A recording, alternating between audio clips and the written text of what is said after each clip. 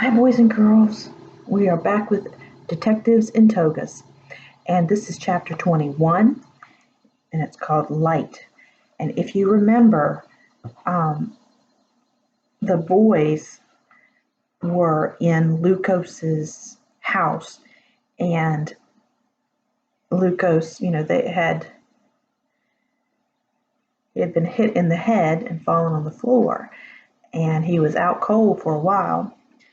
And while he was unconscious, Mucius pulled his wig off, and the boys found out that Lucas was really Tellus with the bald head and a scar, and he had just been wearing these actors like stilts to make him seem tall when he was really short. And so they are flabbergasted. They don't know like what is going on here. They were all so surprised that Tellus is Lucas and Lucas is Tellus. Tellus suddenly moved. The boys started back in fright. "He's alive!" Flavius whispered. "The sword!" Julius cried. Mucius stooped swiftly, picked up the sword that lay on the floor, and clasped it firmly in his right hand. With a groan, Tellus sat up and gazed blearily at the boys. Oh! His fat face was smeared with blood. The clay mask had splintered as he hit the floor, and the sharp pieces had cut him. "Where am I?" he mumbled, and he spat out a pebble he had been holding in his mouth.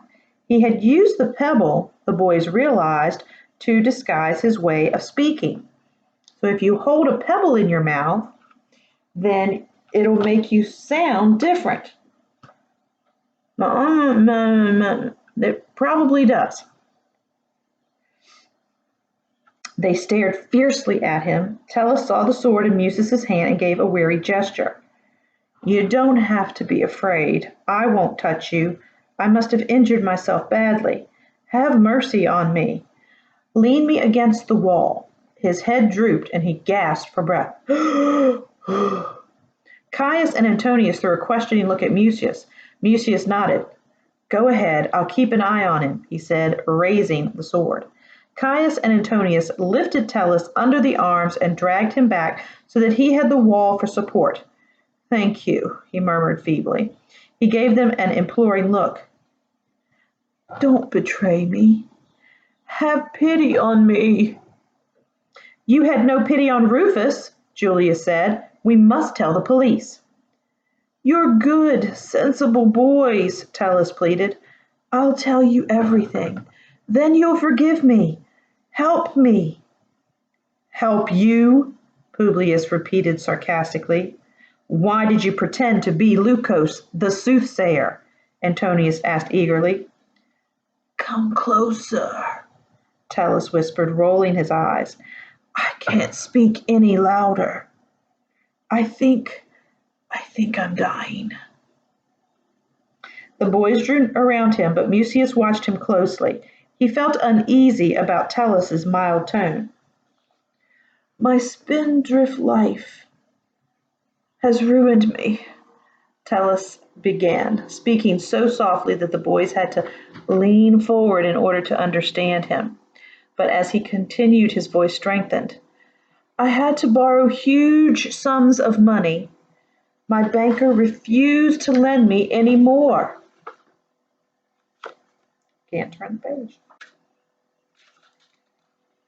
"My creditors threatened to sell me as a slave unless I paid them. That was 2 years ago. I could not flee because they had me watched day and night. I wanted to commit suicide, but suddenly I saw a way to obtain money again.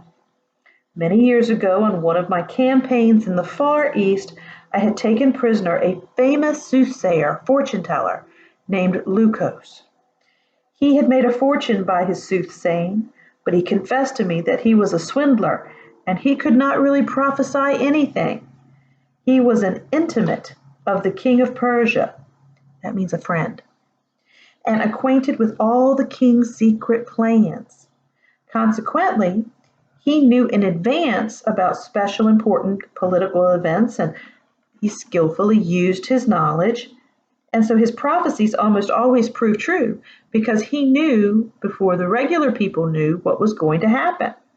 And the greatest men in Persia paid him enormous sums of money for telling them what the future held.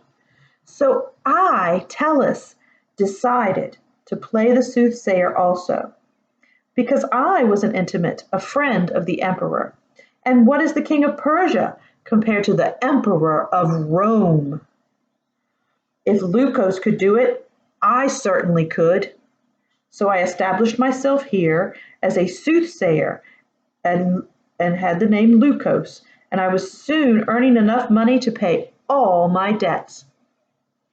When the emperor finds that out, it won't be funny, Publius remarked. Tellus nodded. It was a dangerous, dangerous business. For that reason, I took all possible precautions to guard my secret. Everything was going well until Rufus caught me. Rufus? The boys exclaimed. Rufus knew you were Leucos? Julius asked. He discovered it by pure chance, Tellus sighed. He came to see me night before last and told me about the writing tablet he'd hung on the wall of the schoolroom and about his fight with Caius. Why? The boys asked. He wanted me to put a spell on his teacher, Tellus said. The boys were still more surprised. What were you supposed to do? I was to use magic to make his teacher forget to go to see his mother the next day. What a sly fox, Publius said. But how did Rufus know you were Tellus? Mucius asked. It happened this way, Tellus continued. I wasn't going to waste time on a little boy, so I asked him for money. I took it for granted that he wouldn't have any. That proved to be the case, and he went away very downcast. After he was gone, 2 other clients came to see me, but an hour later I started closing up because I expected guests at my palace. I went into the next room, removed my wig and the makeup, but then returned to this room because I had forgotten my seal ring on the table. And suddenly there was Rufus standing in front of me. I had forgotten to use the secret mechanism to close the front door after my last visitor. Rufus had a purse of money in one hand and a lantern in the other. That was my lantern, Mucius put in. Then you are Leucos, Rufus exclaimed. He knew me because I often visited his father. I gripped his shoulder. If you betray me, I will kill your father. I threatened. I knew that the boy worships his father. You can't do that. My father's far away, he said. Oh, yes, I can, I said. Your father has just suffered a shameful defeat.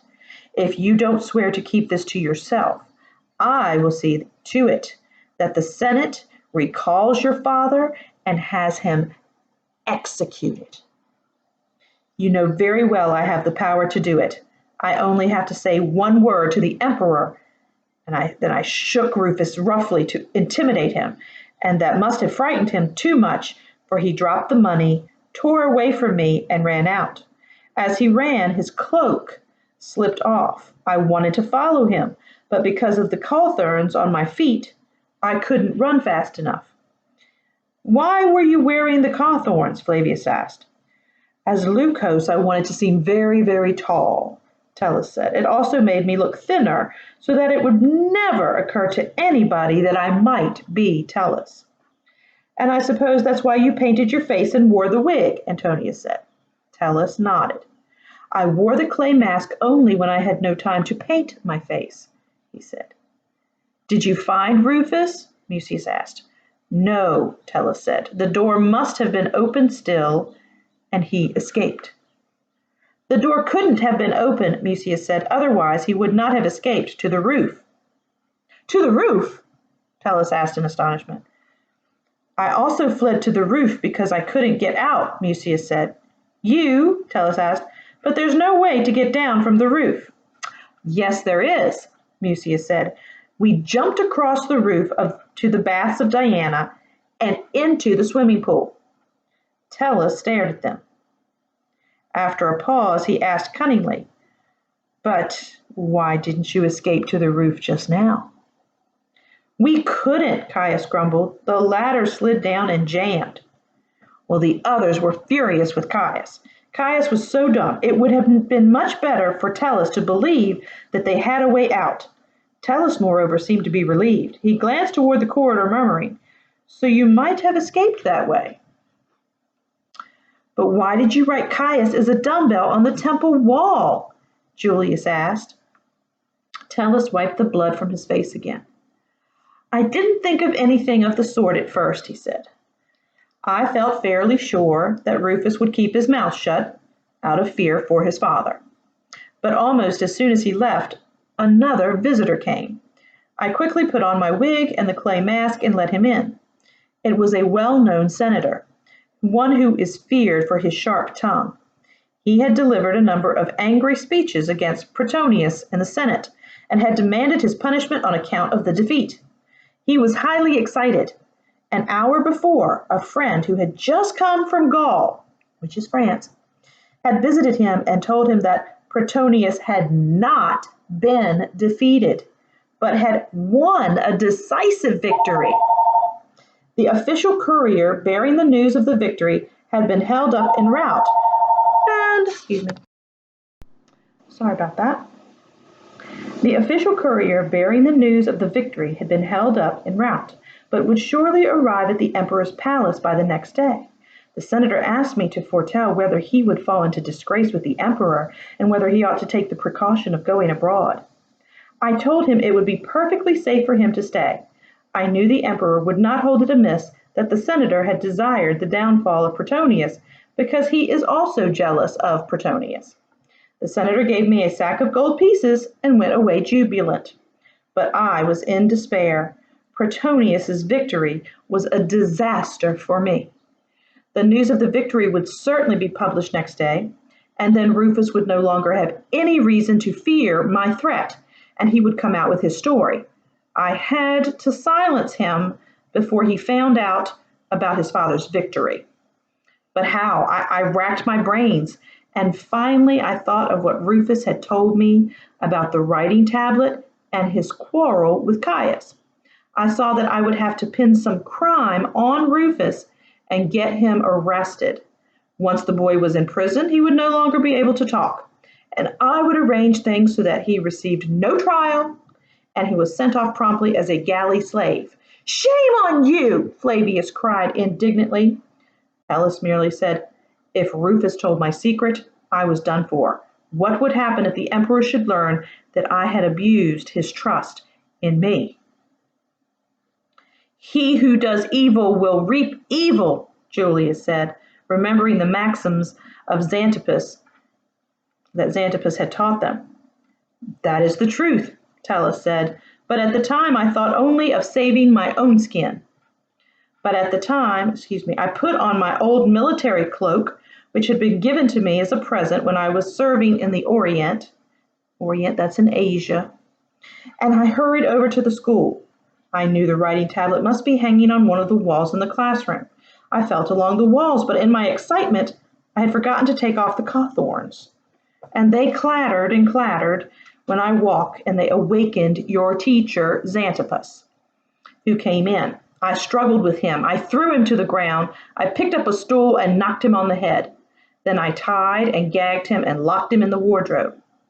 He would have suffocated if we had not found him, Mucius said reproachfully. I had to have him out of the way, Tellus said. I wasn't able to find the writing tablet right off. Finally, I found it in the chest. But why did you take the books and pictures? Flavius inquired. That was to make it seem like an ordinary burglary, like a robbery, Tellus said. Oh, we noticed right off that something was fishy, Publius boasted. But why did you send the courier to the newspaper? Julius wanted to know. Because I was afraid my plan might not work out. Tellus said. The idea was to have Rufus arrested as soon as possible next morning. Perhaps the writing on the temple wall would not be discovered in time, or else Vinicius might have tried to hush up the matter. 1,000 things might interfere with a speedy arrest. So I thought of the newspaper story as a way of exerting pressure upon Vinicius.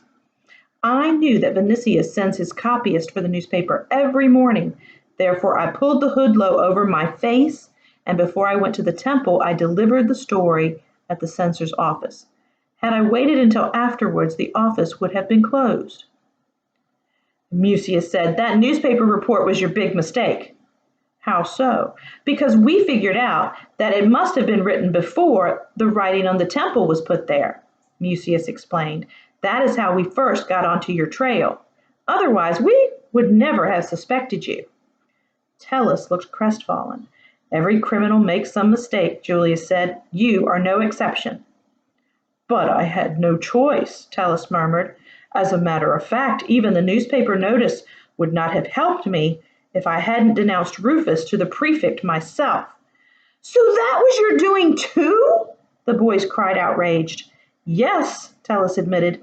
Next morning I had myself taken to the forum in a litter and waited near the prison to see for myself whether Rufus would be brought in. But as time passed and the sun rose higher and higher, I began to fear that something had interfered with the arrest. We did, Mucius said triumphantly.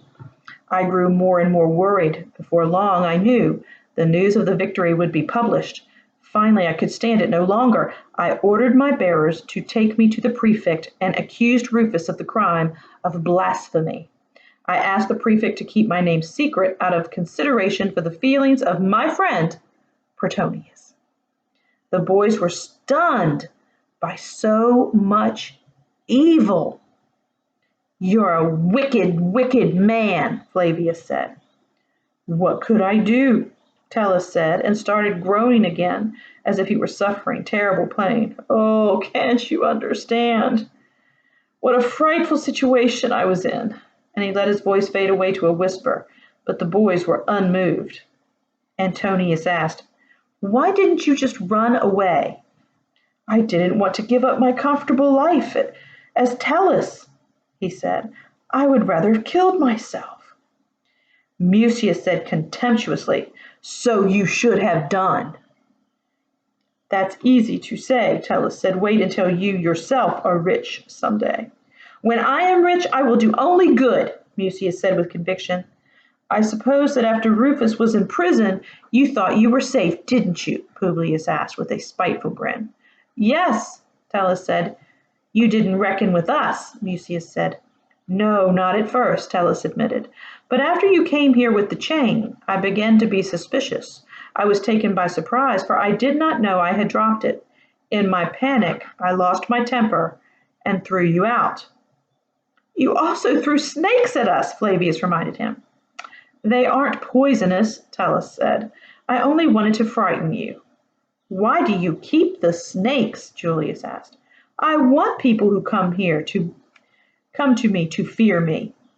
Oh, we weren't scared, Antonius boasted. Why didn't you throw the chain away? Mucius asked. It's a good luck token I was given in the East, Tellus replied. But it didn't bring you any luck, Publius pointed out. I fastened it to my cloak again and took it back to my palace. It seemed out of the question that anyone would ever find it there. But I found it, Antonius said. What did you think when I came to see you? I realized at once that the letter was only a pretext, Tellus said. I wanted to get you drunk so that you would talk. I wasn't a bit drunk, Antonius said. I didn't even really feel sick. When I discovered that my cloak was missing, I knew you were on my trail, Tellus said. I counted on your observing me come in here, and I laid my trap.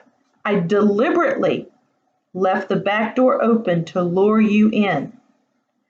You wanted to murder us, Antonius reproached him. No, not that, Tellus said. I first wanted to find out whether you knew that I was Leucos. When I saw that you didn't know, I, as Leucos, took all the blame in order to clear Tellus. That is why I told you I was going back to my native land. I was going to lock you in here so that you would not be able to follow me and see where I was going. Lukos would have made his disappearance, but I, Tellus, would have been safe." "Very cunning," Julius said, "but we would have gone to the prefect of the city and told him that Lukos is the criminal. We would have brought him here and shown him the writing tablet and Xanthopus's books, and then Rufus would have been released and he would say, 'You are Lukos.'" "Oh, you would have been too late," Tellus said with a strange gleam in his eye. "Before coming here, I went to the prison tonight and bribed a guard to send Rufus to the galleys this very night. The ship is sailing early tomorrow morning and will be gone for at least a year. You will never see Rufus again." The boys paled. Rufus would not long survive a grueling life as a galley slave. "Murderer!" Mucius burst out. Tellus gave a hypocritical sigh. "You should never have stuck your noses into my affair," he said. "But you can still save Rufus," he added with a cunning look. "How?" the boys cried. "We'll make an agreement," Tellus said. "Let's leave it at that. That Lukos is the criminal and Tellus is innocent. If you promise you will not betray me, I will swear to send a messenger tonight to the captain of the galley with an order to release Rufus." "Sorry." "We'll make an agreement. Let's leave it at that. Lukos is the criminal. Tellus is innocent. You promise you will not betray me? I will swear to send a messenger tonight to the captain of the galley with an order to release Rufus. The messenger can reach Ostia before the ship sails, but you must hurry. I know how to open the door. Let me out unharmed." The boys hesitated. They did not trust Tellus. "What do we do if you don't keep your word?" Julius asked. "Then you can go to the police and inform on me," Tellus pointed out. "But you're in no condition to walk," Flavius said. "How will you get home?" Tellus considered for a moment, and then he said with a groan, "I'll let you out. Run to my palace and tell my slaves to come with a litter for me. Tell them Lukos tried to kill me and has fled." Well, the boys were in a quandary. That means they didn't know what to do. If they went away, Tellus could destroy all the evidence of his double life as soothsayer, and then he could later deny everything. But there was little time to lose. If they were to save Rufus, they would have to decide on something.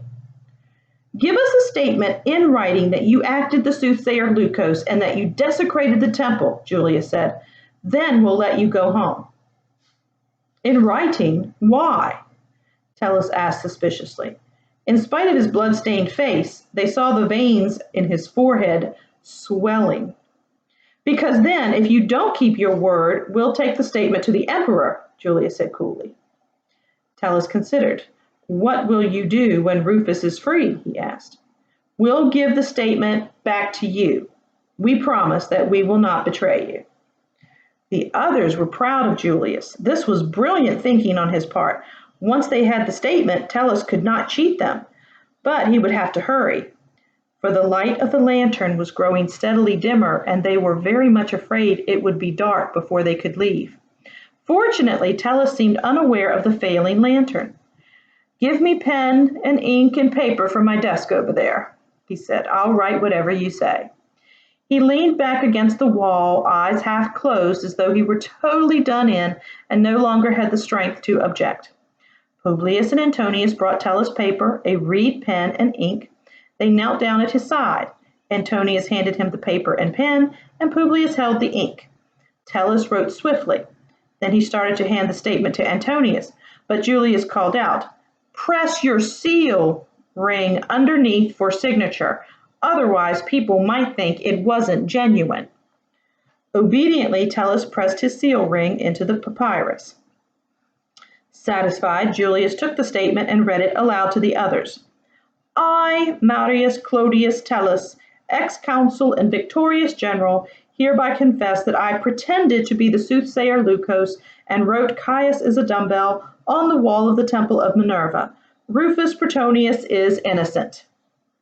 Fine, Julius said, and now tell us quickly how to open the door. We'll run over to your palace and send your slaves here.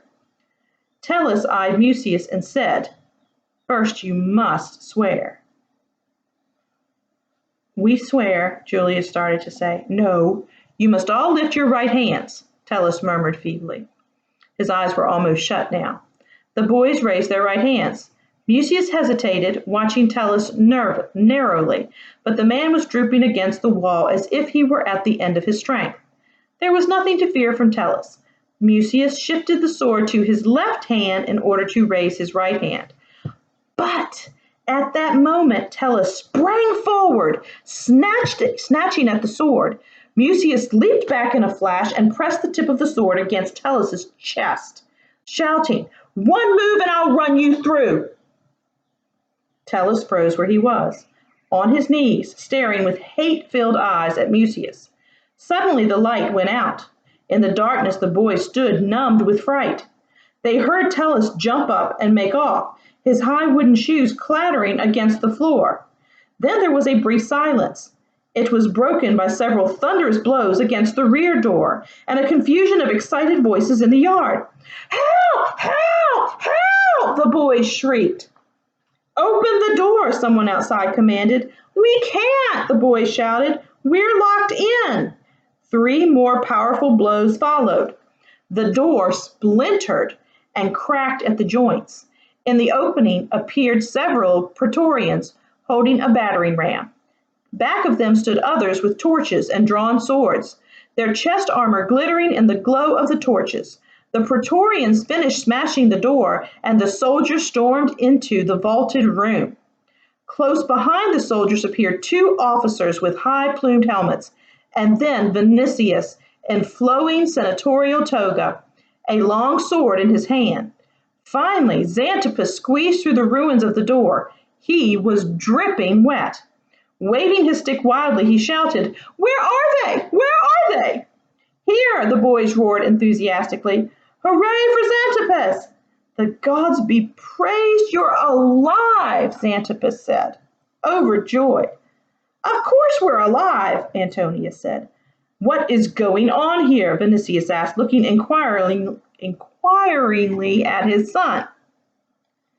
Remember, this is Caius's dad. Nothing in particular, said Caius with great calm. Tellus is Leucos, the other shouted. Julius handed the statement to Vinicius, who read it in amazement.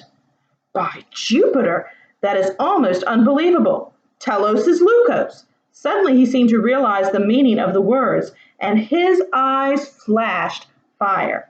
Where is he, the criminal? He cried. He's hiding somewhere, the boy said. Find him, Vinicius ordered the soldiers. The Praetorians separated. Some ran into the adjoining chamber. 2 descended into the cellar, and others disappeared down the long corridor. From there one called, He's escaped up to the roof. Follow him, Vinicius shouted, and they all ran into the corridor. The latter was standing upright again. In his desperation, Tellus had summoned up strength to free it. Some of the soldiers had already climbed to the roof and called down, He has disappeared. Then he's jumped into the baths of Diana, Mucius shouted. Follow me. And he raced back down the corridor. Take the battering ram with you, Vinicius called to the soldiers. They ran across the yard, through the bakery, down Broad Street, and into the side street to the front entrance of the baths of Diana. The soldiers broke in the door, and they all rushed inside. Tellus lay on the floor of the swimming pool. There was no longer any water in it. Vinicius descended the steps to where he lay and bent over him. Then he straightened up. He is dead. There was a moment's silence. Only the beat of the rain on the roof and the low crackling of the burning torches could be heard. The boy stared wide-eyed at Tellus's body in the empty pool. Mucius murmured, He jumped too late. And that is the end of chapter 21. So you'll have to come back and find out how things go and if Rufus is saved in time. It's interesting to note that Tellus tried to take the same escape that Mucius and Rufus took jumping into the pools of Diana, but the water is drained every night, and it had already been drained when he tried to jump in there. There was nothing but the concrete, the marble floor or bottom of the pool, and that's how he died. So come back next time and we'll finish the story of Detectives in Togas.